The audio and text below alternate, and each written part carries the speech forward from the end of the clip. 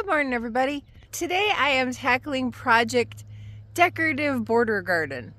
This is an idea I've had for a long time. I did this at our last place and it just turns out so beautiful. It's a really easy, simple way to add some character to your garden.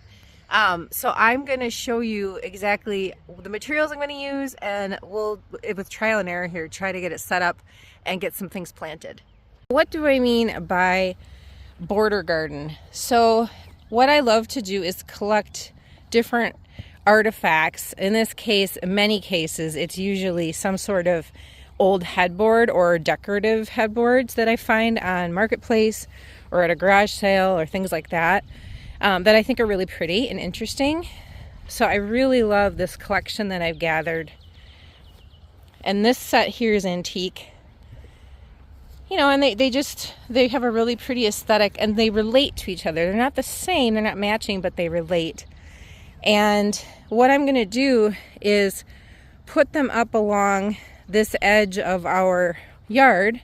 See, this edge is kind of messy here, but I have mounded it with some dirt along the way, and I did put in wildflowers last season just to start to get something interesting going here, to create some interesting beauty.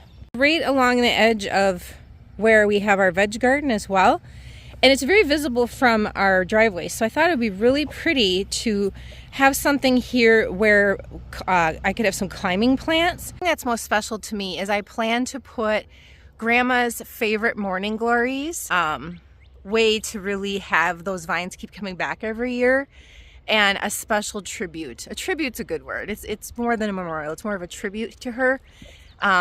In a place where they can really get robust, get really big, and just come back every year as a perennial, as a natural kind of borderline garden aesthetic. It is sentimental, it's very special, but it's also super easy to do.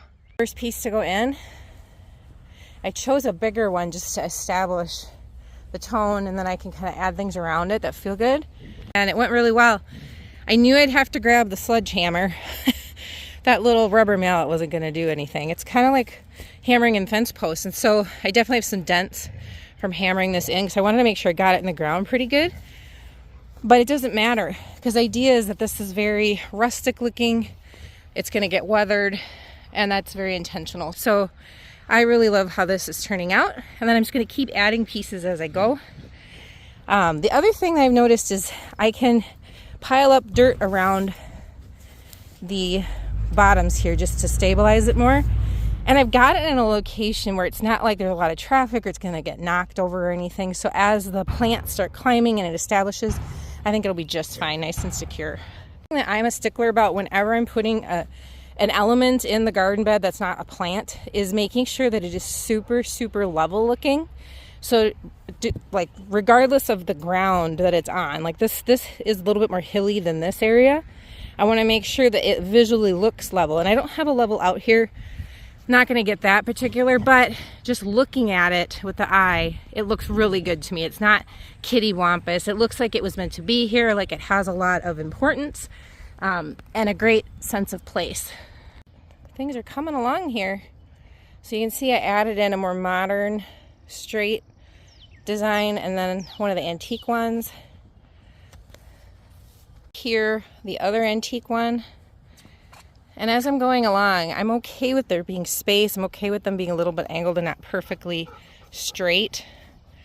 And then I thought with this one, because the line of dirt that we have mounded here kind of angles a little bit, so I thought for this one, looking at the angle that we see it, the sight line here from the yard, why not angle it and have it do a little bit of a visual overlap? And I really like that. All right, we're cruising right along. I ended up putting this one in on the end because I think it's so beautiful, and I like the gold tone, and it's got some really great lines on it. And then I put this other antique one, I adjusted it a little bit to be overlapping here with that other headboard, just so they relate to each other a little bit more. So I really like that while there's space between some of them, I definitely have some overlap too visually. like right here. I'm out of breath because I've been hammering. But this one, they kind of connect visually. There's some space. It's a really nice relationship between them, like they're related elements in the design, while also giving it this organic, whimsical flow of different elements that aren't quite the same, but they play really well together to tell a story. Last but not least, I've got this mound of dirt here next to our veg garden path, like this opening where we mow and we'll get full of grass here. And it's got some height to it. It's probably a 2-foot high mound here. And I thought it'd be really cute to put this short, this is like the foot of the bed, the, what do you call that? Not a headboard, a footboard. Huh. Couldn't find that word. So I want to put this in, but the problem you can see is there's no room to have a long stake, so to speak, on either one of them. Like the other ones went in real well because I had a nice long leg there. I could drive into the ground with the hammer. So with this one, I was playing around. You can see this dips down. And actually, I learned that with this mound of dirt, if I just dig a trench, a narrow trench here, I could actually just stick the whole thing into the mound of dirt and then add some dirt here. I could move some of the dirt over here. It's very pliable, and kind of secure it, just wedging the whole darn thing right into the ground. So that's my next step. All right, it worked. I'm out of breath. I took a shovel and I just made a ridge here, like a little line.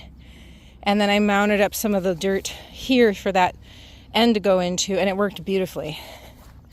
So now I've got that and the whole line there.